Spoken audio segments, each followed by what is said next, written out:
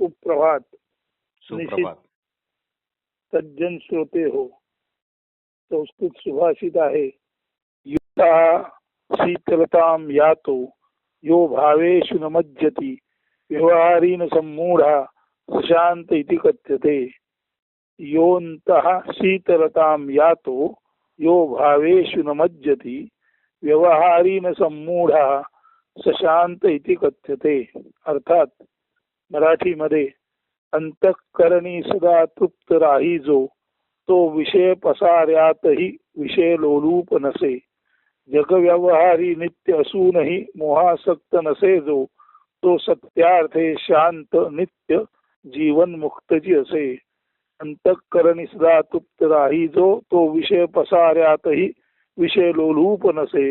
जगव्यवहारी नित्य असूनही मोहासक्त नसे जो, तो सत्यार्थे शांत नित्य जीवन मुक्तची असे. त्याचा सरळ अर्थ असा, ज्याचे अंतःकरण संतोष परिपूर्ण असते असा माणूस या जीवनाच्या विषयरूपी जंजाळात पसाऱ्यात तुमच्या आमच्या सारखाच असला दिसला तरी वास्तवात तो आपल्यासारखा विषय लोलूप नसतो, विषय सुखाला चटावलेला नसतो. तो या मायावी जग व्यवहारात असूनही या भ्रामक जगातील कृतक मिथ्या लटक्या मोहांच्या अधीन न होणारा खराखुरा शांत समाधानी जीवनमुक्त साधूच असतो.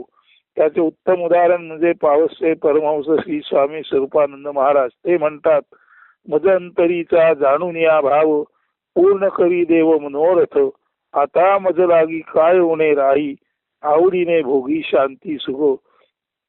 याचा वास्तव अर्थ हाच की या मोहमाया व शोक संतप्त जगात राहूनही जर आत्महित साधायचे असेल तर अंतःकरण परिपूर्ण शांत निवांत असल्याखेरीज आत्मज्ञान केवळ अशक्य आहे.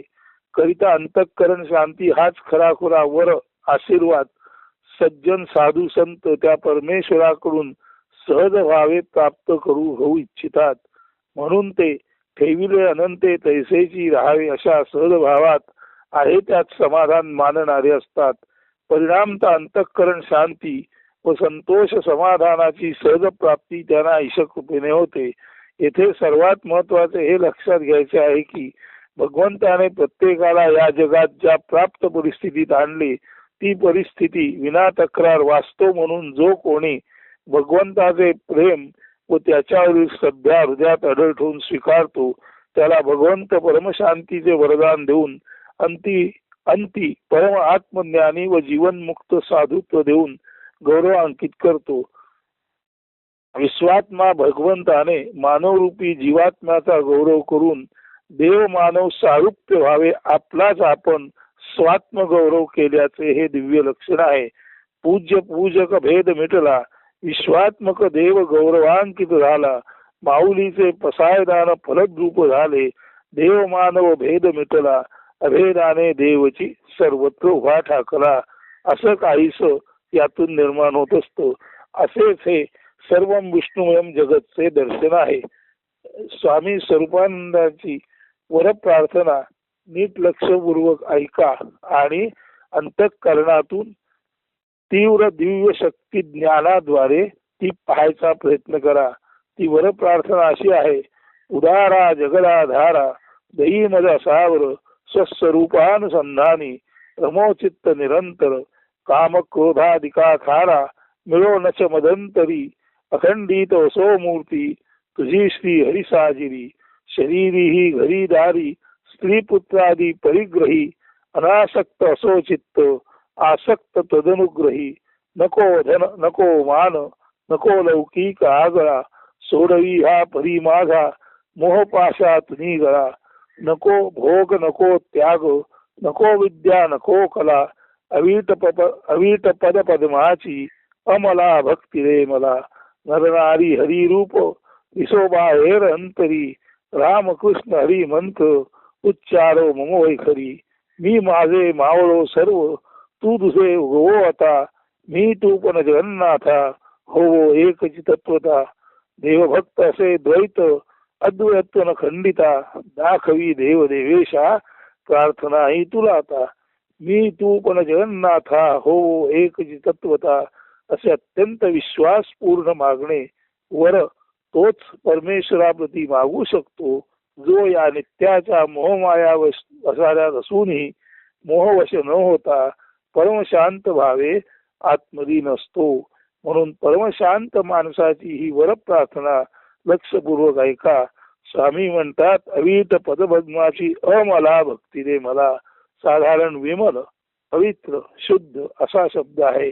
इथे याने जो अमला शब्द वापरलेला आहे त्याचा अर्थ कदाचित असा असू शकेल की माझी भक्ती अशी अशी अशी अशी आहे म्हणताना सुद्धा तिथे कळत न कळत मी येतो.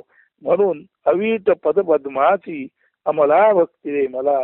परमेश्वराचं पद कमलरूपी जे देणं आहे, परमेश्वराचं पद कमलरूपी जे लेणं आहे, जो अलंकार आहे, त्या परमेश्वराच्या पदपद्म रूप म्हणजे पायरूपी कमळांचं नित्य स्मरण मी करावं, नित्य वंदन माझं त्यासाठी व्हावं आणि माझी भक्ती परमेश्वराच्या पद कमल चरणी अर्पित व्हावी असं म्हटलेलं आहे.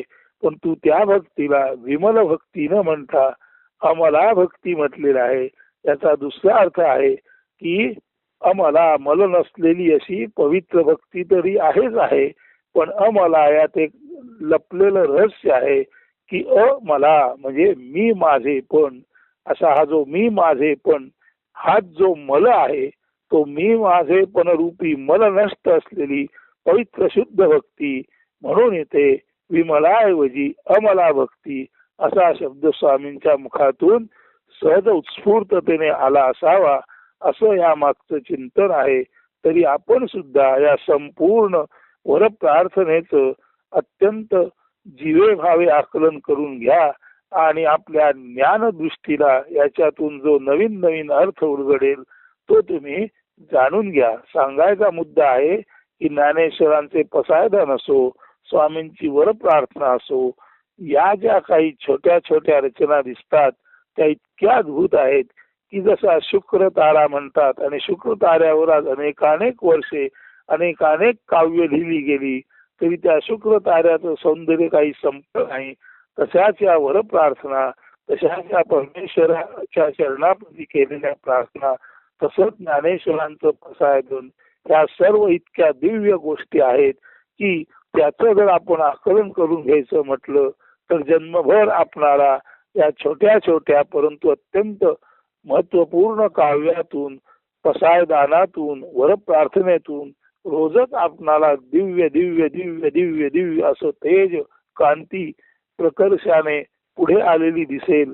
म्हणून लक्षात घ्या, हे संपूर्ण जे ज्ञानेश्वरी गाथा, अमृतानुभव किंवा स्वामी स्वरूपानंदांचं जे सर्व वाङ्मय आहे ते खऱ्या अर्थाने एखादा तारा आकाशातून सतत आपल्या अंगातून उझिंग लाईट म्हणजे तेच सतत बाहेर टाकत असतो.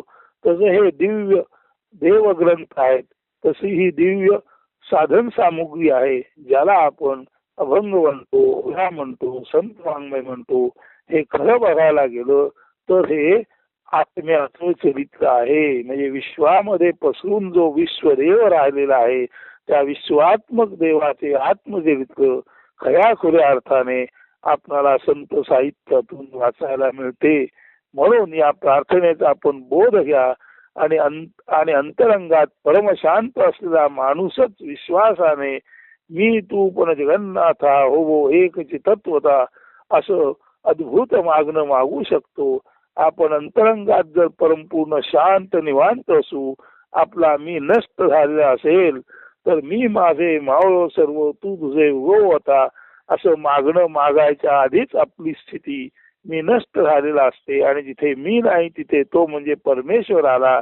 म्हणून मी माझे मावळो सर्व तू तुझे उगवता ही स्वामीने तुमच्या आमच्यासाठी दिलेली प्रार्थना आहे. आणि ती प्रार्थना देताना, त्या प्रार्थनेचा उगम होताना त्या उगमापूर्वी स्वामी स्वतःच मी रहित झाले होते आणि जिथे मी नाही तिथे परमेश्वर असतोच. Where I am not that is there हाच त्या मी माझे मावळो सर्व तू तुझे उगवताचा रहस्यमय अर्थ आहे. हेच त्या प्रार्थनेचे मर्म आहे, वर्म आहे. तर आपण या प्रार्थनेकडे नीट लक्ष द्या हे माझं निरूपण जीवे भावे ऐका. आपल्या अंतरंगातील ज्ञानशक्तीने आत्मशक्तीने त्याचं आकलन करून घ्या. आणि वरचे वर जर आपण असं करत राहिलात तर खऱ्या अर्थाने परमशांती आपणाला लाभेल.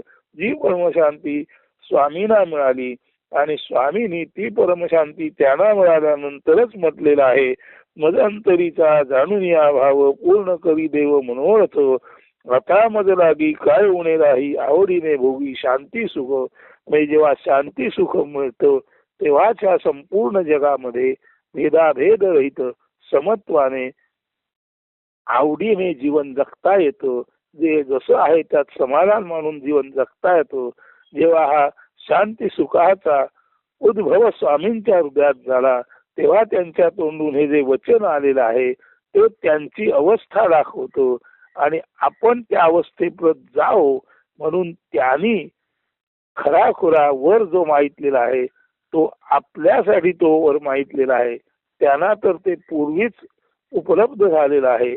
जेव्हा आपल्याला शांती सुख मिळतं, जेव्हा आपल्याला शांती सुखाचा आनंद मिळतो तेव्हा ते शांती सुख दुसऱ्यांनाही मिळावं. अशा अर्थी मदंतरीचा जाणून या भाव पूर्ण करी देव मनोरथ. आता मज लागी काय उणे राही आवडीने भोगी शांती सुख. जेव्हा मला शांती सुखाचा उपभोग घेण्याची क्षमता निर्माण झाली तेव्हा या जगात मला काही उणं दूर कमी जास्त उरलत नाही. हा जो त्यांचा प्रस्थापित झालेला स्थिर भाव आहे तोच आपणाला मिळवायचा आहे. आणि त्याच शांतीची परमशांतीची आपणाला प्राप्ती करून घ्यायची आहे. अशा दृष्टीने अशा नजरेने आणि अशा चिंतनाद्वारे आपण आजच्या निरूपणाचा विचार कराल असा सार्थ विश्वास व्यक्त करतो. आणि हे निरूपण आवडीने भोगी शांती सुख या नावाचं इथेच सुफल संपूर्ण करतो. अस्तु. धन्यवाद. सुप्रभात. सुदिन.